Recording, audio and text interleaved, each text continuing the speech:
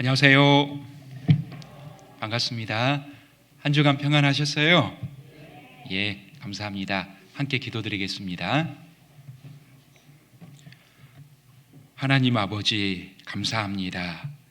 주님 귀한 피로 저희를 구원해 주셔서 영원한 생명과 소망을 주시고 남은 생에 하나님의 귀한 일꾼으로 복음을 전하며 살아갈 수 있는 복된 일을 허락해 주심에 참으로 감사드립니다. 늘 여호와께서 내게 주신 모든 은혜를 무엇으로 보답할고 하신 말씀처럼 힘껏 그 은혜 보답하는 삶으로 하나님께 영광 돌릴 수 있게 도와주시옵소서. 오늘 또 귀한 주일날 또 허락해 주시고 말씀 앞에 불러 모아 주심에 참으로 감사드립니다. 한 주간을 살아갈 수 있는 귀한 말씀으로 채워주시옵소서. 특별히 내일부터 또 귀한 대집회 마련해 주심에 감사드립니다. 이번에도 많은 영혼 불러 모아 주시고 풍성한 은혜의 집회로 도와주시옵소서. 오늘 여러 가지 형편 때문에 함께하지 못한 우리 성도들 어디 있든지 늘 마음과 삶을 붙들어 주시고 주님의 자녀로 합당하게 살아갈 수 있게 도와주시옵소서. 병중에 있거나 여러 고난 가운데 있는 성도들 있다면 능력의 주님께서 잘 감당할 수 있게 지혜와 힘을 풍성히 더해 주시옵소서. 많은 해외교회도 능력으로 함께 해주셔서 이 마지막 때 풍성히 주님 역사가 일어날 수 있게 도와주시옵소서. 오늘 은혜로서 저희 마음 가운데 두루두루 역사하여 주시옵소서. 저희를 사랑하시고 구원해 주신 주 예수님 이름으로 기도드렸습니다. 아멘. 고린도전서 10장 31절입니다. 신약성경 276페이지 고린도전서 10장 31절 말씀입니다.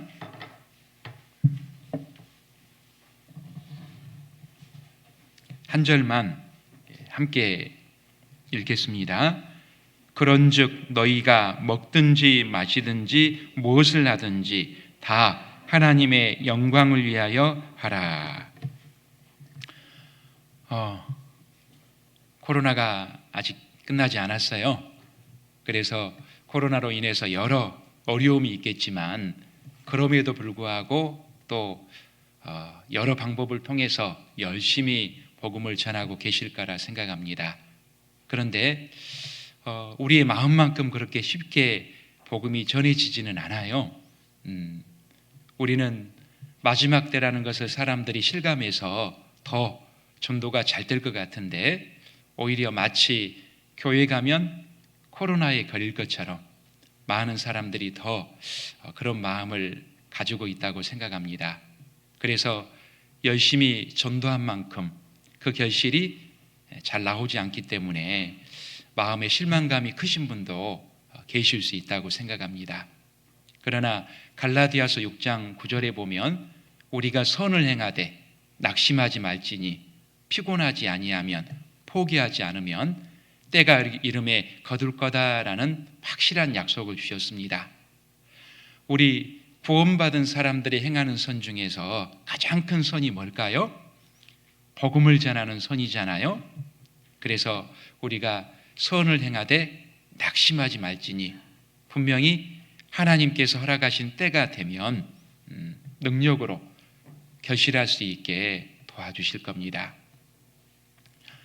전도서 11장 1절에도 보면 너는 내 식물을 물 위에 던지라 여러 날 후에 도로 찾으리라 라는 말씀이 있는데 식물은 복음을 위한 우리의 희생과 헌신을 말하고 물은 하나님의 계획과 약속을 말합니다. 그래서 부지런히 복음을 위한 우리의 희생을 하나님의 계획 가운데 던지면 반드시 여러 날 후에 도로 찾으리라. 자, 여기서 중요한 것은 낙심치 않고 계속 복음을 위한 희생을 주님 계획 가운데 던지는 거예요. 그래서 여러 어려움이 있지만 그럼에도 불구하고 주님을 위한 여러 식물들, 희생들을 하나님의 계획 가운데 계속 투자하는 삶이 되었으면 좋겠습니다.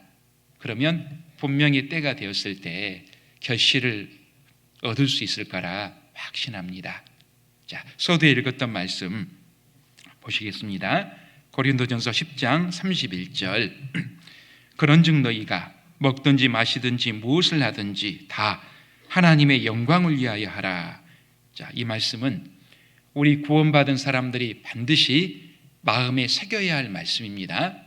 먹든지 마시든지 무엇을 하든지 다 가장 하찮고 작은 일부터 시작해서 크고 중요한 일까지 다 하나님의 영광을 위하여 하라.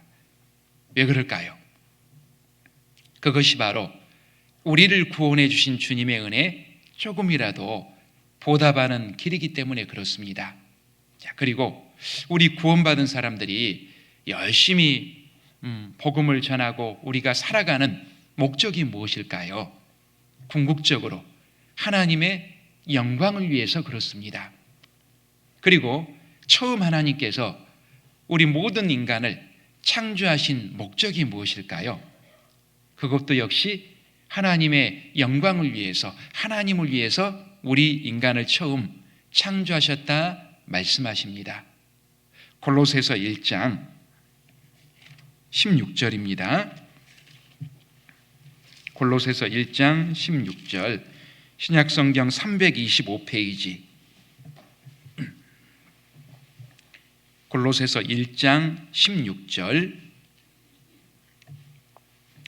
만물이 그에게 창조되되 하늘과 땅에서 보이는 것들과 보이지 않는 것들과 혹은 보좌들이나 주관들이나 정사들이나 권세들이나 만물이 다 그로 말미암고 그를 위하여 창조되었고. 자, 이 말씀은 하나님이 우주 만물을 창조하셨는데 그 창조 목적을 잘 말씀하고 계십니다.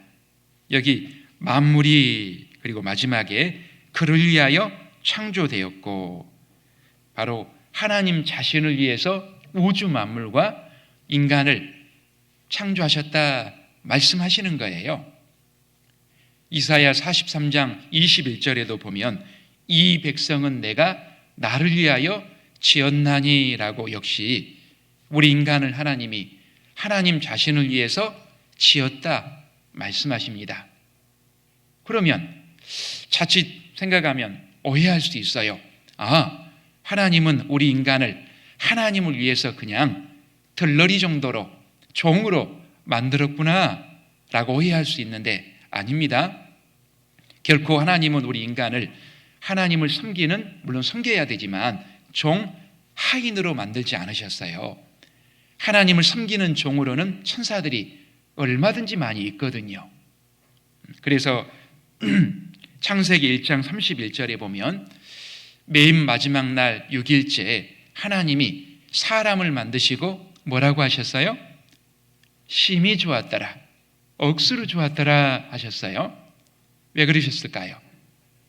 하나님이 우리 인간을 종 하인으로 만든 것이 아니라 하나님의 영원한 동반자, 사랑의 짝으로 만드셨기 때문에 심히 좋았더라 하신 겁니다. 한번 생각해 보세요. 만일 우리에게 종이 하나 생겼다, 그냥 좋은 정도지 그걸 가지고 심히 좋았더라 그러진 않겠죠. 대신에 내가 평생 함께할 배우자를 맞이했다거나 그렇게 기다리던 자식을 얻었을 때는 뭐라고 할 수 있을까요? 그냥 좋은 정도가 아니겠죠. 처음 하나님이 우리 인간을 만드시고 말씀하신 것처럼 심히 좋았더라 할 수 있을 겁니다. 하나님은 우리 인간을 영원한 천국에서 영원한 영광을 누리면서 함께 살아갈 영원한 동반자, 사랑의 짝으로 지으신 거예요. 자, 그런데 그런 우리 인간이 아담이 범죄해서 그 후손들이 모두 죄인으로 태어난 이후로 그 창조의 목적이 상실이 된 겁니다. 그래서 하나님을 위해서가 아니라 지극히 죄의 노예가 돼서 자기 자신만을 위해서 살아가게 돼버린 거예요. 이것은 마치 이와 같습니다.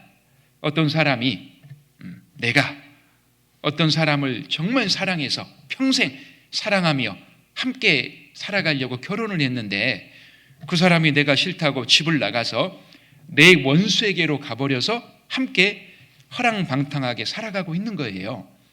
이것이 마치 우리가 구원받기 전에 상태였어요. 그런 죄인들을 하나님께서 전적으로 찾아주시고 주님 피로 영원히 우리 죄를 사해 주심으로 다시 영원한 사랑의 동반자, 사랑의 짝을 삼아 주신 거예요. 그리고 다시 하나님의 영광을 위해서 살아갈 수 있는 자격을 얻게 하신 겁니다. 그러면 우리가 구원받은 이후에 하나님의 영광을 위해서 살아가고 있는데 그것이 결국 누구를 위한 것일까요?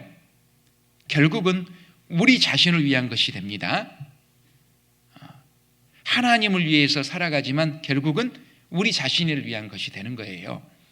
하나님은 우리가 구원받고 나서 하나님의 영광을 위해 산 것을 다 계산해서 수천 배, 수억 배 그 정도가 아니라 영원한 영광과 상급으로 갚아주시겠다 약속하고 계십니다. 그리고 영원한 세상뿐만 아니라 이 세상에서도 풍성한 영광으로 갚아주시겠다 약속하고 계십니다. 마태복음 6장 33절, 마태복음 6장 33절, 신약 9페이지, 마태복음 6장 33절 함께 읽겠습니다. 너희는 먼저 그의 나라와 그의 의를 구하라. 그리하면 이 모든 것을 너희에게 더하시리라. 너희는 먼저 그의 나라와 그의 의를 구하라. 이것이 바로 먼저 하나님의 영광을 구하면서 살아봐라 라는 거잖아요. 그리하면 이 모든 것을 너희에게 더하시리라. 이 세상에서 우리가 살아가는 데 필요한 모든 것을 더해 주시겠다. 그래서 이 세상에서 너무 이 세상에 대해서 근심 걱정하지 말고 너희가 구할 것은 먼저 하나님의 영광을 구하면서 살아봐라 라는 말씀입니다. 그래서 우리가 정말 먹든지 마시든지 무엇을 하든지 다 하나님의 영광을 위해서 살아서 영원한 세상에 영원한 영광을 풍성히 쌓을 뿐만 아니라 이 세상 우리가 살아가는 데 필요한 모든 것을 풍성히 받는 우리 삶이 되었으면 좋겠습니다. 먼저 우리 주님이 먼저 철저히 하나님의 영광만을 위한 삶을 사셨습니다. 주님은 우주 만물의 주인이세요. 그분이 이 세상에서 자기 것이라고 하는 것은 십자가밖에 없으셨어요. 그리고 그 십자가조차도 전적으로 우리를 위해서 끝까지 지고 돌아가셨잖아요. 그분이 마지막 죽으시기 전 겟세마네 동산에서 기도하실 때 아버지여 내 원대로 마옵시고 아버지 원대로 되기를 원하나이다. 끝까지 하나님의 영광만을 위하는 그 기도를 드리는 모습을 볼 수 있습니다. 주님 삶 자체가 하나님의 영광을 이루기 위한 삶이셨어요. 사도 바울도 마찬가지였습니다. 갈라디아서 1장 10절입니다. 갈라디아서 1장 10절 신약 302페이지 갈라디아서 1장 10절 함께 읽겠습니다. 이제 내가 사람들에게 좋게 하랴 하나님께 좋게 하랴 사람들에게 기쁨을 구하랴 내가 지금까지 사람의 기쁨을 구하는 것이었다면 그리스도의 종이 아니니라. 사도 바울은 구원받은 사람도 자칫 잘못하면 사람에게 좋게 보이려고 하나님 앞에 합당치 않은 행동을 할 수 있기 때문에 그것은 그리스도의 종으로서 올바른 삶이 아니다라는 것을 강조하고 있습니다. 오직 그리스도 예수의 사람들, 그리스도의 종인 우리들은 하나님께 좋게 하고 하나님께 기쁨을 구하는, 즉 하나님의 영광을 위해서 살아가야 한다라는 거예요. 한 젊은 피아니스트가 있었습니다. 첫 연주회를 이제 딱 잡고 피나는 훈련을 한 거예요. 연습을 아주 많이 했기 때문에 비록 첫 연주회였지만 많은 사람의 마음을 감동시키고 매료시키는 그 연주를 하는 겁니다. 연주가 끝나니까 많은 사람들이 일어나서 기립박수를 치는 거예요. 그런데 앞에 있는 한 노인만큼은 그냥 팔짱을 끼고 여전히 앉아 있는 겁니다. 그걸 피아니스트가 보더니 우울한 표정으로 고개를 뚝 떨구고 무대를 내려오는 거예요. 무대 감독은 왜 그러냐고, 대성공인데 우리와 같은 박수 소리를 들으라고 말하고, 여기 한 노인만 빼놓고 다 칭찬하지 않냐고. 피아니스트는 침통한 표정으로 말하는 거예요. 예, 맨 앞에 계신 저분이 바로 저의 스승님입니다. 그 피아니스트가 원했던 게 뭘까요? 스승님의 칭찬이었어요. 그런데 다른 많은 사람들이 칭찬하는 자리에 스승님이 침묵을 지켰다. 무엇을 의미합니까? 제자의 연주가 시원찮았다는 거예요. 그래서 다른 사람들은 다 칭찬을 했지만 그 스승님이 별로라고 했기 때문에 고개를 떨구고 무대를 내려왔던 겁니다. 이 제자의 모습 어떻게 생각하십니까? 아니, 첫 연주에서 그 정도면 잘한 거지, 되게 만족이 없네, 감사할 줄 알아야지, 그러십니까? 이 제자는 희망이 보이는 사람이라고 생각합니다. 왜 그럴까요? 그가 피아노를 잘 치기 때문에 그런 게 아니라 그가 누구의 만족을 시켜야 할지를 분명히 알고 있기 때문에 그렇다고 할 수 있어요. 그는 기교를 잘 부리고 또 겉만 번지를 아는 그런 연주자보다는 진정한 음을 구별해낼 수 있는 스승님의 칭찬을 원했던 거예요.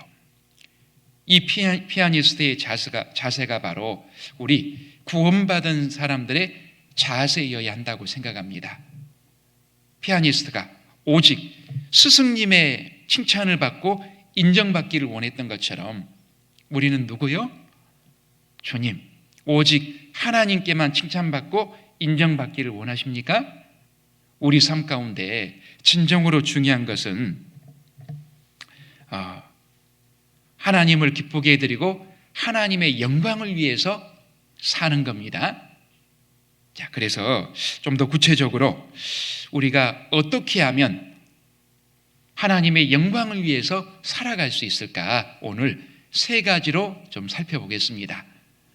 3종 세트 준비했어요? 한우, 삼겹살, 닭갈비일까? 그게 아니라요. 자, 첫 번째, 담대히 전도하는 생활. 두 번째, 서로 사랑하는 생활. 세 번째, 범사에 거룩한 생활. 첫 번째, 담대히 전도하는 생활은 우리가 구원받지 않은 사람들에 대해서 대외적으로 하나님의 영광을 위해서 사는 생활이라 할 수 있습니다. 두 번째, 서로 사랑하는 생활은 교회 안에서 성도 서로들 간에 대내적으로 하나님의 영광을 위해서 사는 생활이에요. 세 번째, 범사의 거룩한 생활은 성도 각 개개인이 개인적으로 하나님의 영광을 위해서 사는 생활입니다. 자, 우리가 주님의 영광을 위해서 살아가기 위해서는 열심히 주님이 가장 기뻐하시는 전도를 해야 하는 건데, 그러기 위해서는 먼저 구원받은 성도들이 사랑으로 하나가 되어 있어야 합니다. 친밀하게 연결이 되어 있어야 합니다. 그러기 위해서는 또 우리 성도 각 개개인이 범사에 깨끗하고 거룩한 삶을 살아가야 합니다. 오늘 하나하나 좀 살펴볼 건데 잘 정리하셔서 우리 모두가 범사에 하나님의 영광을 위하는 삶에 매진했으면 좋겠습니다. 첫 번째, 담대히 전도하는 생활. 아마 지금까지 우리가 이 세상에 살아있고 존재하는 이유라고 할 수 있는 복음 전도를 위해서 부지런히 발걸음을 계속 움직이고 계실 겁니다. 이 전도는 우리가 하나님의 영광을 위해서 사는 생활 중 가장 궁극적이고 결국 목표라고 할 수 있습니다. 궁극적인 목표가 바로 전도예요. 하나님이 가장 기뻐하시고 주님께 가장 영광이 되는 게 무엇일까요? 이루어져 있던 한 영혼이 구원받는 거잖아요. 그리고 하나님의 독생자 예수님도 그 일을 위해서 자기 몸을 기꺼이 희생하셨어요. 자, 그렇다면 교회적으로는 그런 전도를 최고 목표로 두고 부지런히 전도를 계획하고 발걸음을 움직이고 있지만 실제로 우리 성도가 개개인이 전도하는 삶을 돌아본다면 어떻습니까? 아마도 여러 가지 환경 핑계 대거나 두려움에 사로잡힌 나머지 담대함이 부족한 경우가 많았을 겁니다. 그렇다면 전도에 있어서 담대함이 부족했던 이유로는 어떤 것이 있었을까요? 두 가지 정도로 생각해 보겠습니다. 자, 먼저는 우리가 구원받지 못한 사람들이 처하게 될 그 영원한 형벌, 지옥 형벌이 얼마나 끔찍하고 처참한 것인지 그걸 잘 모르거나 별로 생각하지 않기 때문에 그렇다고 할 수 있습니다. 이 지옥에 대해서 가장 많이 말씀하고 계신 분이 누구실까요? 신약 성경만 보더라도 하나님의 사랑을 끝까지 배쳐가고 회개치 않는 사람이 받게 될 영원한 형벌 운명에 대해서 162번을 말씀하고 계시는데 그 중에 예수님이 무려 70번 이상을 경고하고 계십니다. 만일 내 눈이 너를 범죄케 하거든 빼어버리라.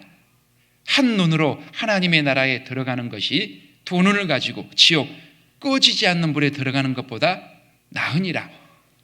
몸은 죽여도 영혼은 능히 죽이지 못하는 자들을 두려워하지 말고 오직 몸과 영혼을 능히 지옥에 멸하시는 자를 두려워하라. 주님은 너무나 참혹하고 끔찍한 형벌, 영원한 지옥이 있기 때문에 지옥에 가지 말 것을, 회개할 것을 계속 경고하셨습니다.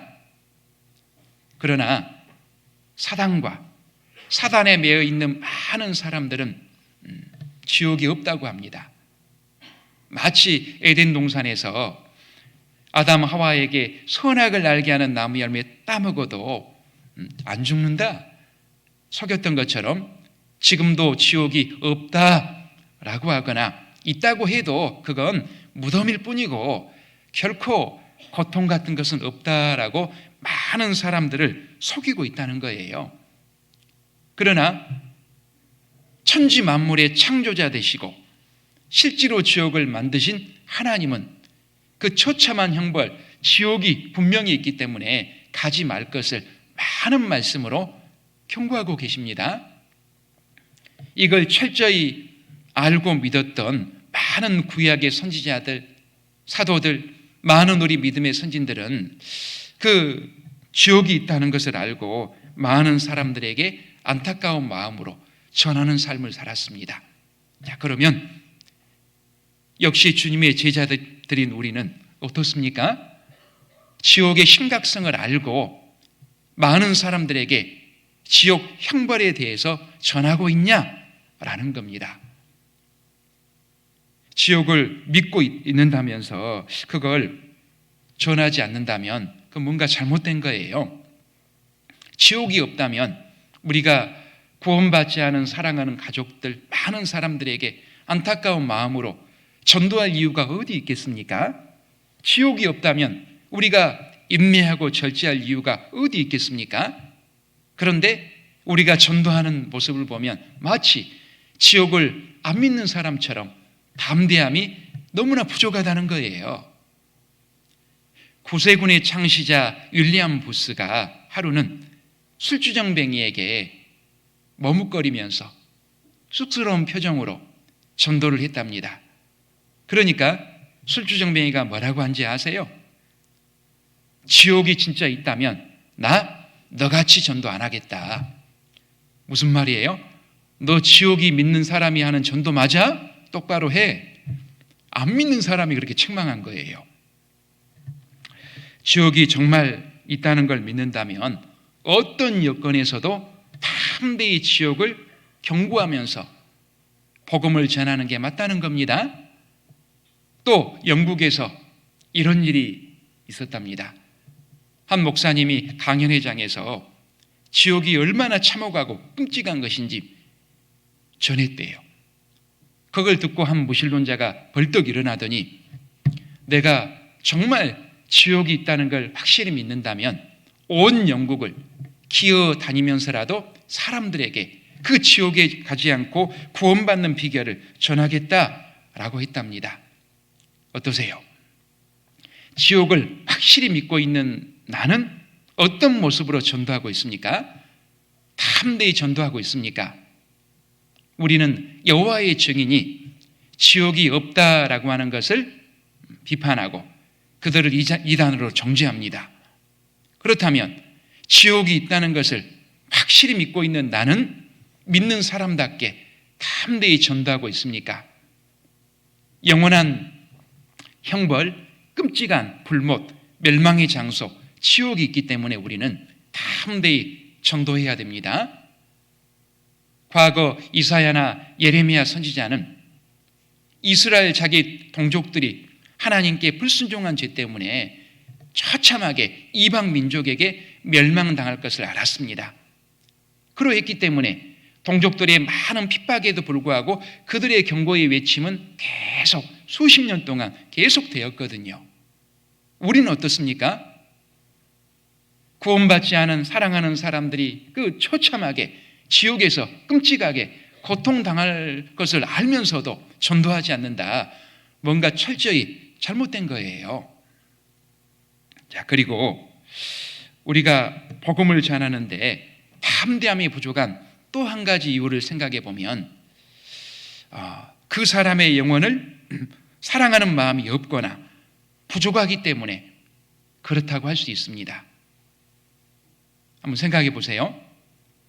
어떤 사람이 물에 빠져가지고 살려달라고 막 소리를 쳐요. 그 사람을 별로 사랑하지 않는다면 그 깊은 물에 뛰어들기가 쉽지 않을 거예요. 그러나 그 물에 빠져 있는 사람이 하나밖에 없는 내 자식이라면 어떨까요? 어때요? 뛰어들까요? 발만 동동 구르고 있을까요? 그때는 내가 수영 잘하고 안 되고 문제가 안 되는 거예요. 무조건 뛰어듭니다.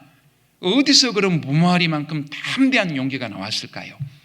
그 자식을 사랑하는 뜨거운 마음에서 나오는 거예요. 마찬가지입니다. 지옥으로 끌려가는 그 이로진 영혼들 건지기 위해서도 의무감만이 아니라 그 영혼을 사랑하는 뜨거운 마음, 그리스도 예수의 심장이라고 하잖아요. 그 마음이 필요하다는 거예요. 우리가 자칫 잘못하면 전도에 대한 사명감, 의무감만 강조하기 쉬운데 그 이전에 반드시 필요한 것이 그 영혼을 사랑하는 마음, 간절하고 뜨거운 마음이 있어야 합니다. 그 마음이 없이 단순히 의무감만으로 전도한다면 울리는 꽹과리가 되고 주님이 역사하지 않을 수도 있습니다. 이사야나 예레미야 선지자가 비록 하나님의 선지자로 부름을 받았지만 그들이 자기 동족을 사랑하는 마음 없이 단순히 의무감만으로 전도했다면 어떻게 됐을까요? 많은 핍박이 왔을 때 경고의 외침은 중단됐을 거예요.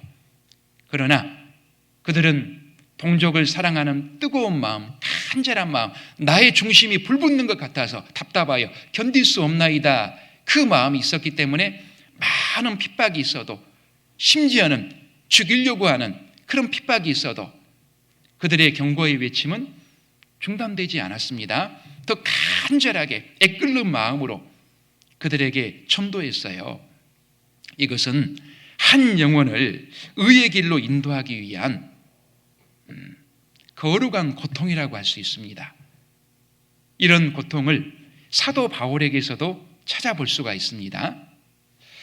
로마서 9장 1절입니다.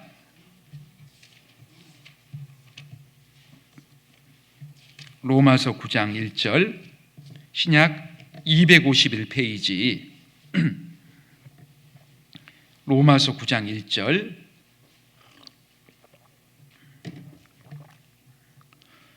내가 그리스도 안에서 참말을 하고 거짓말을 아니하노라.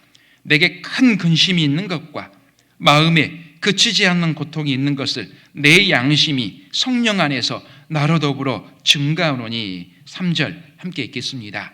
나의 형제 곧 고륙의 친척을 위하여 내 자신이 저주를 받아 그리스도에게서 끊어질지라도 원하는 바로라.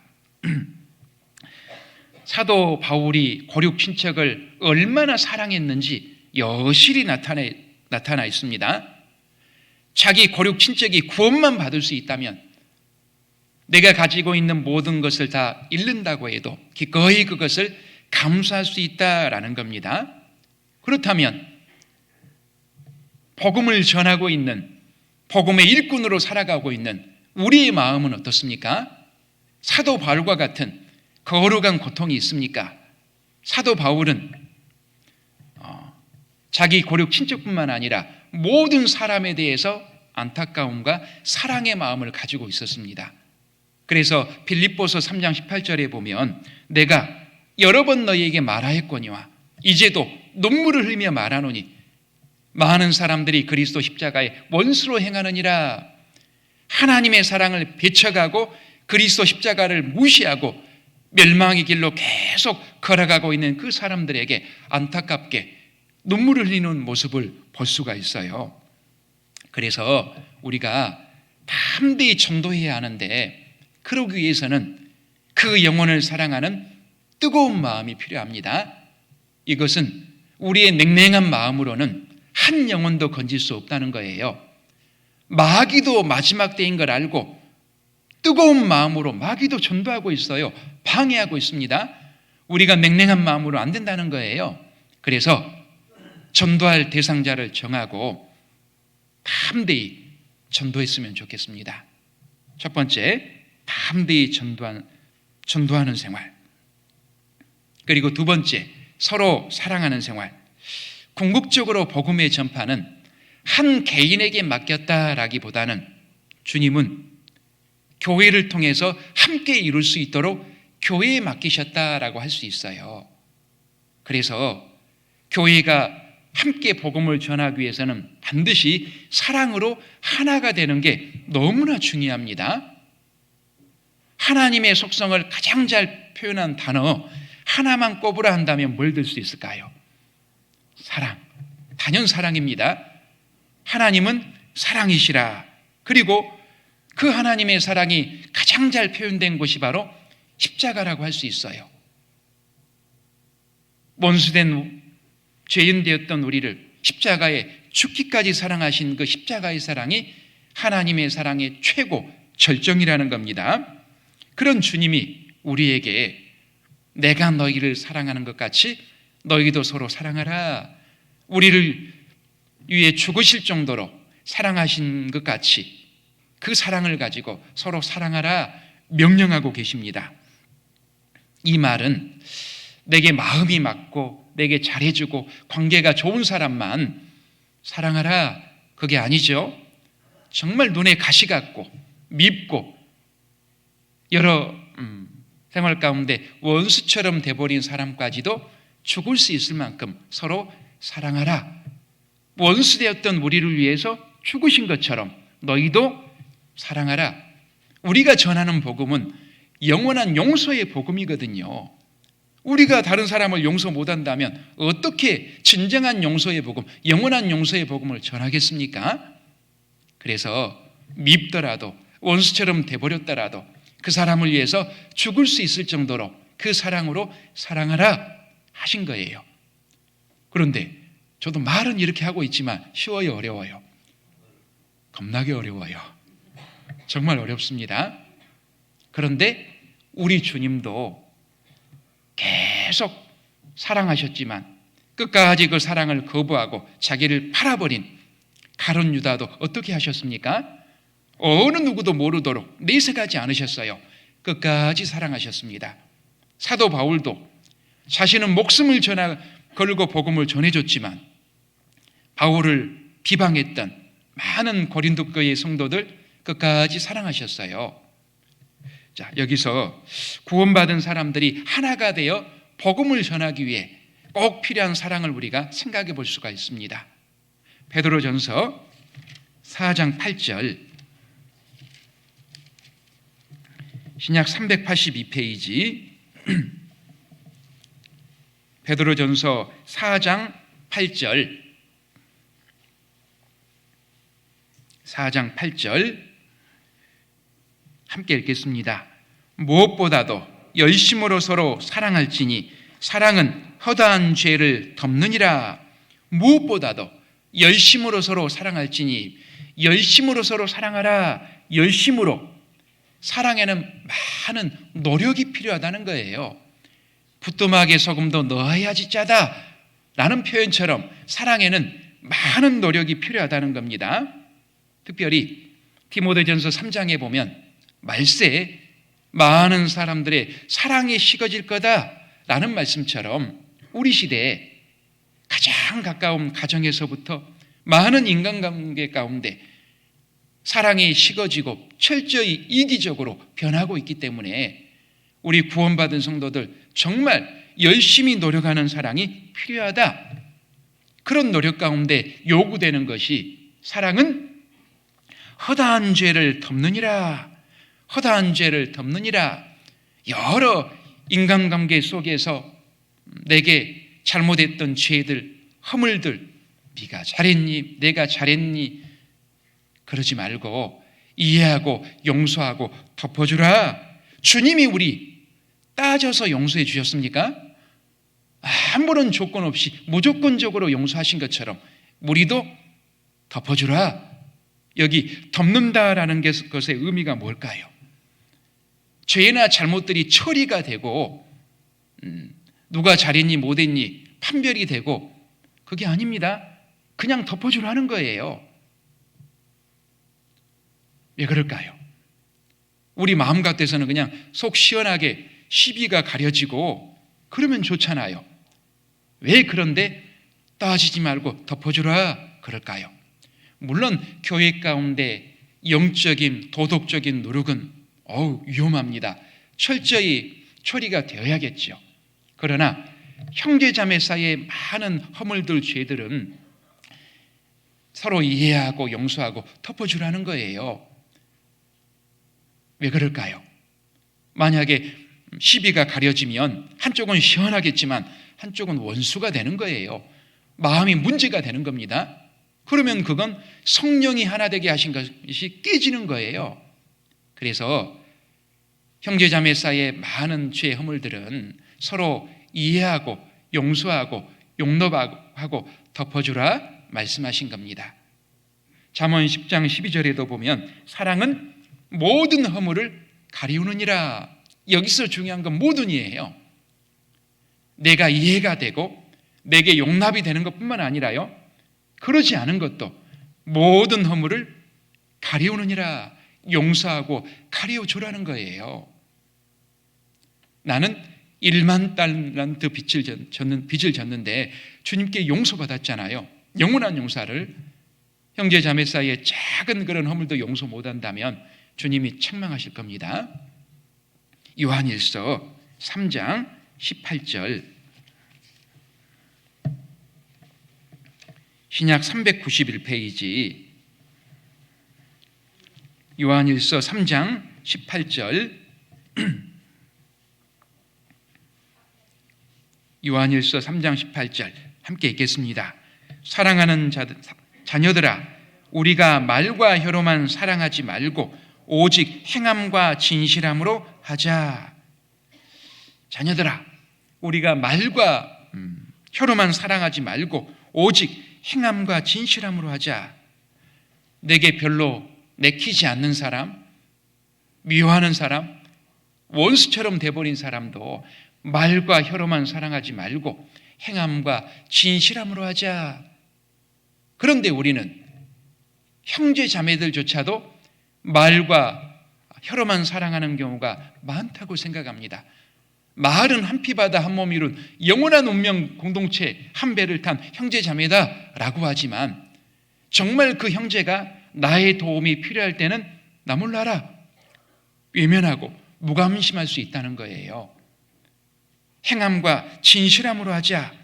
그래서 특별히 최소한 내가 속한 구역의 형제 자매만큼은 늘 서로에게 관심을 갖고 챙겨주고 돌아보고 그런 넘치는 사랑의 관계가 되었으면 좋겠습니다. 그러기 위해서는 신앙의 개인주의라고 할 수 있는 나 혼자 잘하면 되지 뭐, 나만 잘하면 되지, 말은 맞는 것 같은데 요즘 혼밥족 혼술족 많다 그러죠. 그거 좀 이상한 거예요. 함께죠, 늘 함께. 그래서 신앙의 개인주의, 이기주의가 아니라 서로에게 관심을 가지고 서로 붙들어주고 돌아보는 관계가 반드시 되어야 할 겁니다. 히브리서 10장 24절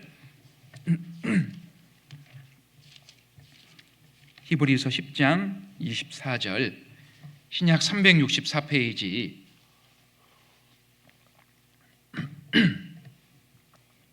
364페이지 히브리서 10장 24절 함께 읽겠습니다. 서로 돌아보아 사랑과 선행을 격려하며, 서로 돌아보아 사랑과 선행을 격려하며, 이 말씀을 많이 실천했으면 좋겠습니다. 코로나 기간 동안 정말 어려운 환경인데도 많은 분들이 말씀 앞에 나오셨고 교회에 나오고 계신 분도 계실 거예요. 그런데 그분들을 그냥 놔두면 어떻게 될까요? 신앙의 길은 홀로 서기야. 신앙의 길은 외로운 길이야. 혼자 잘해야 돼. 자립해야 돼. 잘못된 거죠. 도와줘야죠. 그냥 놔두면 어떻게 될까요? 세상 유혹이 얼마나 거센지 모릅니다. 세상으로 많은 분들 끌려가 버릴 거예요. 그래서 구원은 받았지만 지금 교제 안 나오는 분도 많이 계시잖아요. 이건 우리가 철저히 돌아보고 반성해야 된다고 생각합니다. 우리가 우리 자신에 빠져 있고 우리 마음이 관심이 다른 곳에 있었기 때문에 정말 어렵게 인도한 그분들을 다시 세상으로 빼앗기고 있다는 거예요. 어떠세요? 그분들을 다시 찾아와야 되지 않을까요? 그러기 위해서는 신앙의 개인주의, 나 자신을 탈피해야 돼요. 그리고 서로에 대해서 관심을 가지고 돌아보고 반드시 챙겨줘야 합니다. 그리고 챙길 때 중요한 것은 비록 상대방이 어설프고 잘못된 부분이 있더라도 책망하고 나무라고 질책하고 큰일 납니다. 사랑과 선행을 격려하며 이해해주고 격려해주는 것이 필요합니다. 그게 어찌 보면 진정한 교제고 우리가 함께 모여 교회를 이루는 중요한 이유라고 할 수가 있습니다. 그래서 서로가 서로를 돌아보고 챙기고 최소한 구역 형제자매만큼은 그런 넘치는 사랑 관계가 되었으면 좋겠습니다. 이런 사랑이 우리 가운데 풍성히 이루어질 때 누가 말하지 않더라도요, 성령의 하나 되게 하신 것을 힘써 지킬 수 있어요. 무엇으로요? 사랑으로요. 그리고 자연적으로 복음 전도는 훨씬 힘있고 수월하게 이루어질 수 있습니다. 두 번째, 서로 사랑하자. 그리고 세 번째, 범사의 거룩한 생활. 이건 우리 개인적으로 더욱 노력하고 실천해야 할 부분입니다. 고린도전서 6장입니다.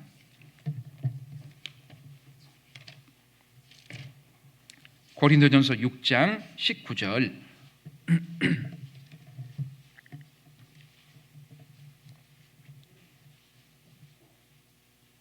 고린도전서 6장 19절 너희 몸은 너희가 하나님께로부터 받은 바 너희 가운데 계신 성령의 전인 줄 알지 못하느냐?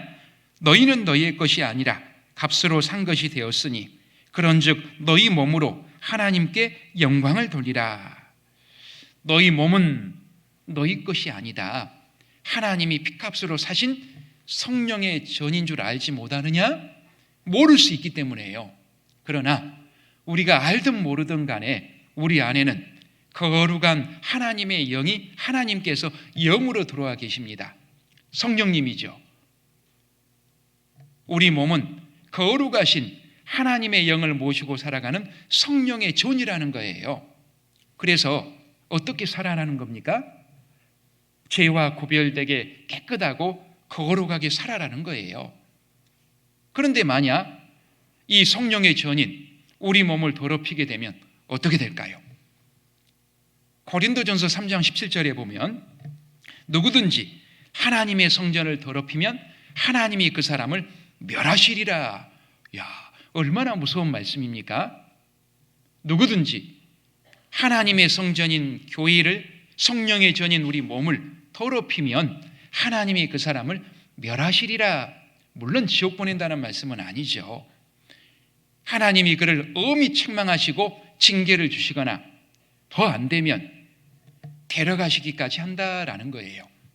그래서 이 말씀이 기록되어 있는 이 고린도 교회, 하나님 앞에 도덕적으로 영적으로 하나님의 성전을 더럽힌 부분이 많았잖아요. 많은 사람들이 병에 들거나 기한 전에 죽임을 당한 사람들이 많았습니다. 사무엘상 4장에 보면 당시 대제사장이자 사사였던 엘리, 그에게 두 아들이 있었잖아요. 홈리와 비느하스. 그들이 대적 블레셋에게 비참하게 죽임을 당하는 모습이 나옵니다. 홈리와 비느하스도 하나님의 제사장들이었는데 왜 그렇게 비참하게 최후를 맞았을까요? 왜 그랬을까요?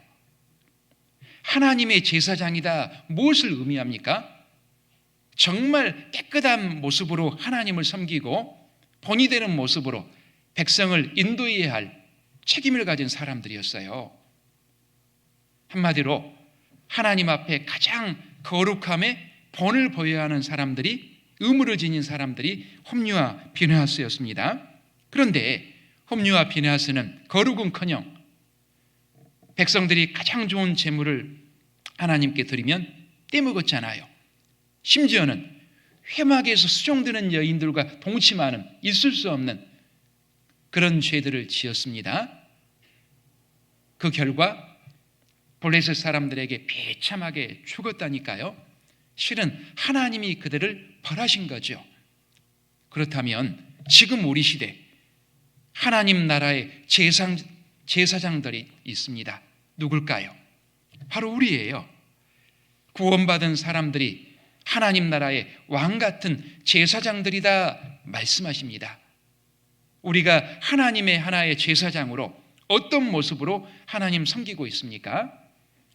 거룩하고 깨끗한 모습으로 주님 섬기고 계십니까? 범사에 하나님의 영광을 위해서 살아가고 계십니까? 아니면 그냥 목표일 뿐이고 성경은 성경이고 내 생활은 내 생활이고 다른 사람도 안 그러는데 뭐 우리 기준은 사람이 아닙니다. 너희가 사람끼리 비교하니 지혜가 없도다. 변함이 없는 나를 구원하신 내 삶의 모든 기준이 되는 말씀이 우리 삶의 기준인 거예요. 자, 그래서 우리가 계속 우리 삶을 끌어내리고 내 신앙생활 발목을 잡고 무너뜨리는 하나님 앞에 묵은 누룩, 고질화된 습관들 버려야 합니다. 5장 7절 5장 7절 함께 읽겠습니다. 너희는 누룩 없는 자인데 새 덩어리가 되기 위하여 묵은 누룩을 내어버리라. 우리의 유월절 양 그리스도께서 희생이 되셨느니라. 너희는 누룩 없는 자인데 주님 피로 깨끗하게 죄 용서받은 사람들입니다. 새 덩어리가 되기 위하여 그 거룩한 신분에 맞게 살아가기 위해서는 묵은 누룩을 내어버리라. 고질화된 죄, 습관들 과감하게 버리라는 거예요. 우리의 유월절 양 곧 그리스도께서 희생이 되셨느니라. 그를 위해서 주님이 우리를 구원하셨어요. 단순히 죄 용서하신 것으로 끝이 아닙니다. 선한 일에 열심하는 친백성이 되게 하려 하심이니라. 자녀일 뿐만 아니라 하나님의 귀한 일꾼 삼으시려고 구원하셨어요. 자녀 키우시잖아요. 너는 내 자식인 것으로만 만족해. 그건 기본이고요. 나아가서 근실한 사회의 일꾼 되기를 원하잖아요. 하나님의 마음도 그렇습니다. 자녀인 것은 기본이고 근실한 주님 일꾼 되기를 원하십니다. 그러기 위해서는 먼저 내 신앙의 발목을 잡고 계속 무너뜨리는 묵은 누룩 과감하게 벗어버려야 합니다. 결단이 필요하죠. 그리고 마음만 먹은 것으로 끝나는 것이 아니라 계속 훈련이 필요합니다. 가장 구체적인 훈련 방법은 신앙생활의 4대 요소를 계속 노력하고 실천하는 거예요. 신앙생활의 4대 요소가 뭡니까? 말씀생활, 기도생활, 교제생활, 전도생활. 나 요즘 마음이 좀 나태해졌어. 신앙에 힘이 없어. 순종도 잘 안 되고. 왜 그럴까요? 거의 대부분이 신앙에 병이 들었기 때문에 그래요. 4대 요소 중 어느 하나가 잘못되었기 때문에 그 현상이 나올 수 있어요. 그래서 내 신앙에 힘이 없을 때는 반드시 신앙생활의 4대 요소를 점검하는 것이 필요합니다. 점검하는 가운데 문제가 나오면 어떻게 해야 할까요? 수정하고 고쳐야 합니다. 그래서 부단히 우리 신앙생활의 4대 요소를 잘 가꾸고 점검하는 것이 신앙생활을 하는데 찾아오는 많은 그 병들을 치료하는 만병통치약이라고 할 수 있어요. 어떠세요? 이 4대 요소 잘 실천하고 계십니까? 우리의 말씀 생활은 어떠십니까? 지금 거의 이제 성경 일독 다 하고 계시죠? 작년에 저희 교회 12도 가신 분이 계세요. 81세 드신 은정이 할머니가요. 대단하죠? 한 달에 일독씩 하신 거예요. 올해도 틀렸는가 봐. 올해 그대로 넘어지면 안 됩니다. 하나님은 말씀을 계속 읽고 묵상하는 사람들에게 큰 약속을 하고 계십니다. 저는 말씀을 읽고 묵상하는 사람은 시냇가에 심은 나무가 시절을 쫓아 과실을 맺으며 그 잎사귀가 마르지 아니함 같으니 그 행사가 다 형통하리로다. 그 말씀의 약속을 많이 우리 생활 가운데 받았으면 좋겠습니다.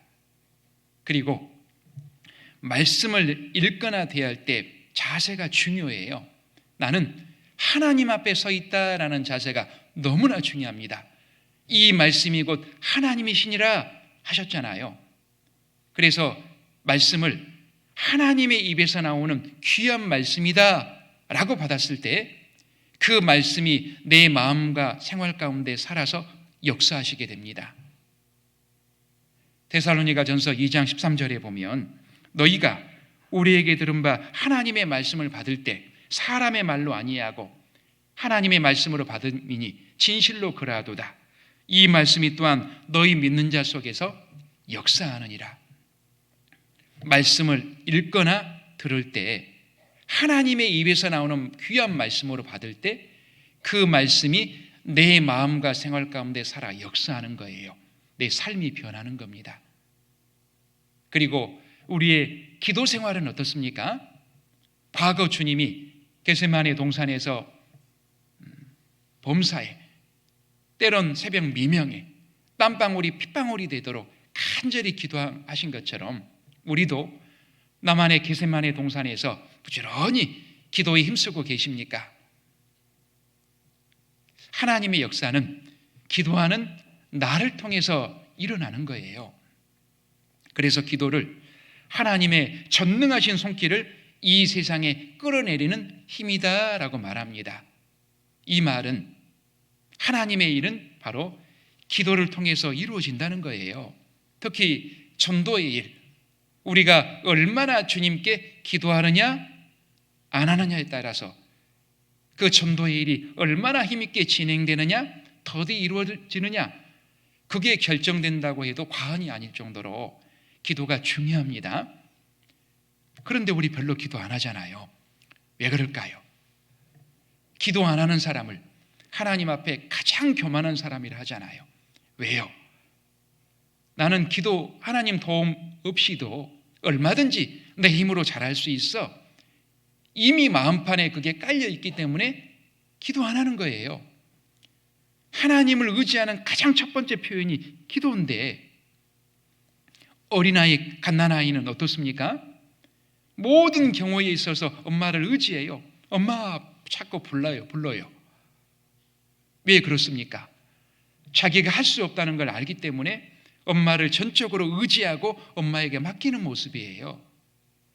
그렇게 엄마 부르면 엄마가 뭐라고 합니까? 나 그만 불러?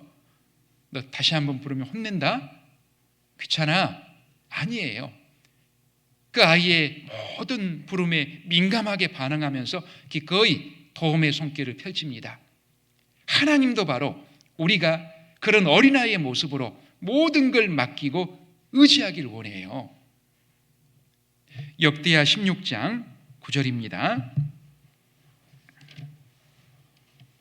역대하 16장 9절, 구약 676페이지, 역대하 16장 9절 함께 읽겠습니다. 여호와의 눈은 온 땅을 두루 감찰하사 전심으로 자기에게 향하는 자를 위하여 능력을 베푸시나니 이 일은 왕이 망령되이 행하였은즉 이후부터는 왕에게 전쟁이 있으리이다 하매. 여호와의 눈은 온 땅을 두루 감찰하사, 지구 구석구석을 하나님의 눈이 찾고 계신대요. 감찰하고 계신대요. 왜입니까? 전심으로 자기에게 향하는 자를 위하여 능력을 베푸시나니, 전심으로 하나님께 향하는 자, 간절히 기도하는 자를 하나님의 눈이 찾고 계세요. 뭐 하시려고요? 능력을 베푸시나니, 전능하신 능력을 베풀어 주시려고요. 어떠세요? 그 하나님의 눈에 발견되고 싶지 않으십니까? 어떻게 하면 될까요? 전심으로 하나님께 기도하면 되는 거예요.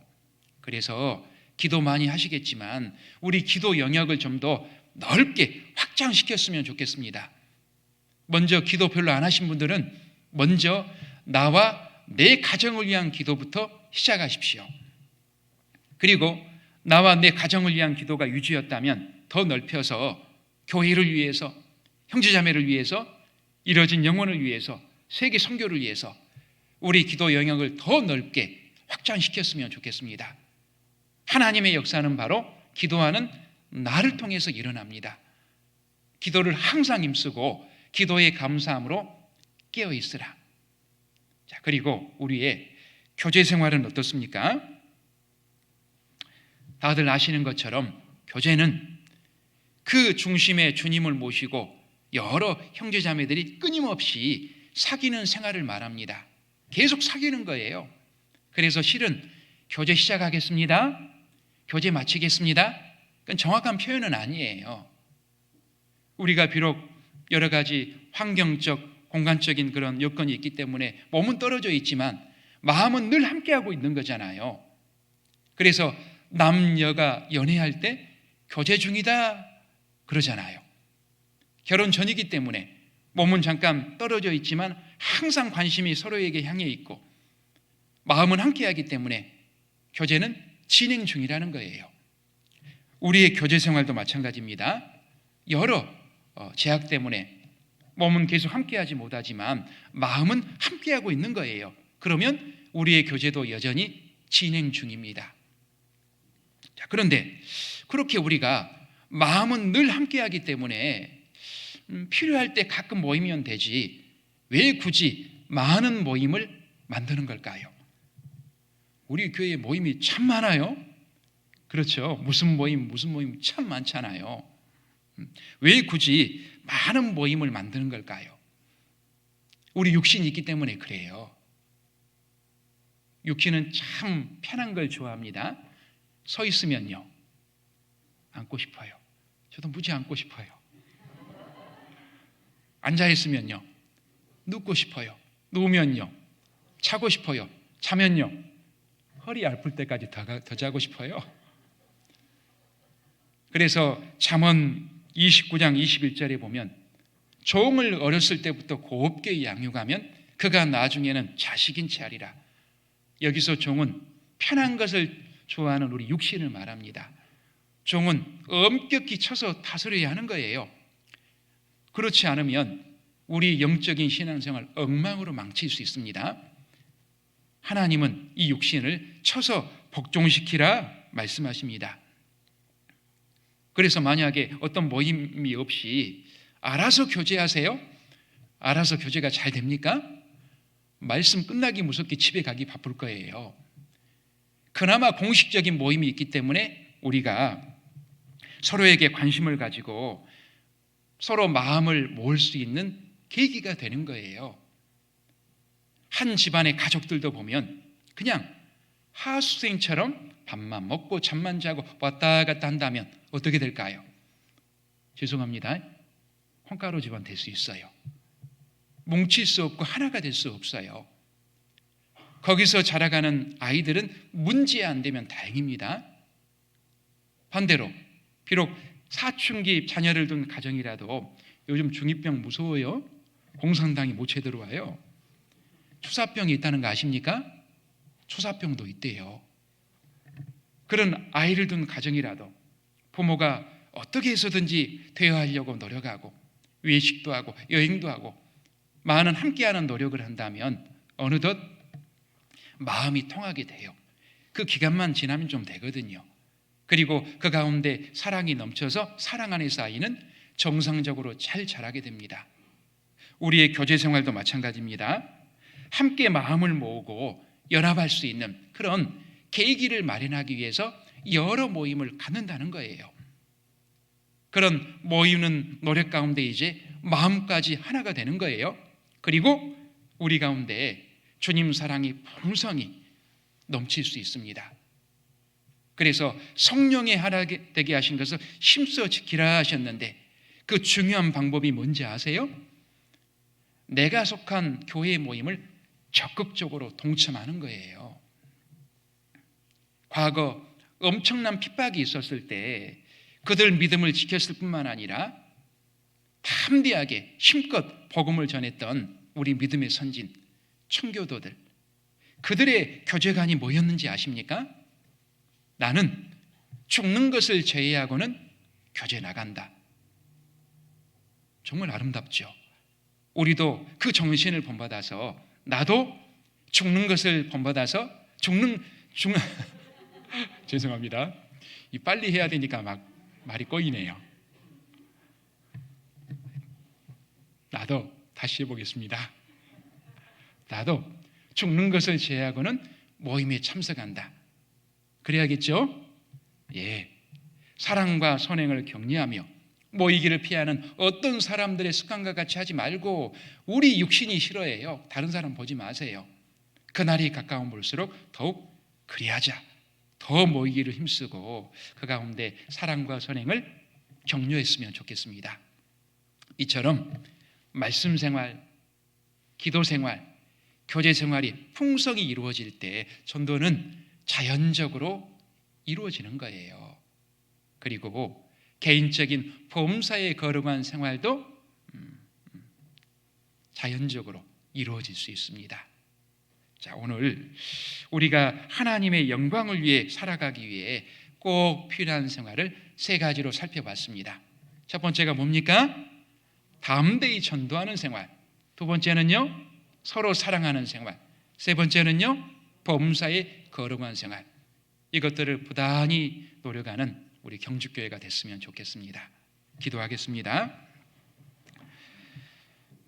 하나님 아버지 감사합니다. 저희를 구원해 주시고 남은 생에 복음의 일꾼으로 삼아 주신 것 감사드립니다. 범사에 하나님의 영광만을 위해 살아가는 귀한 일꾼의 삶이 되게 도와주시옵소서. 그를 위해서 담대히 전도하고 또 서로 사랑하는 가운데 개인적으로는 범사의 거룩한 삶을 힘써 노력하는 우리 생활이 되게 도와주시옵소서. 경주교회 김춘현 목사님을 중심으로 계속 주님의 일꾼으로 살아가는데 부족함이 없도록 도와주시고 이제 내일부터 있을 대집회도 능력으로 함께하여 주시옵소서. 저희를 사랑하시고 구원해 주신 주 예수님 이름으로 기도드렸습니다. 아멘. 찬송가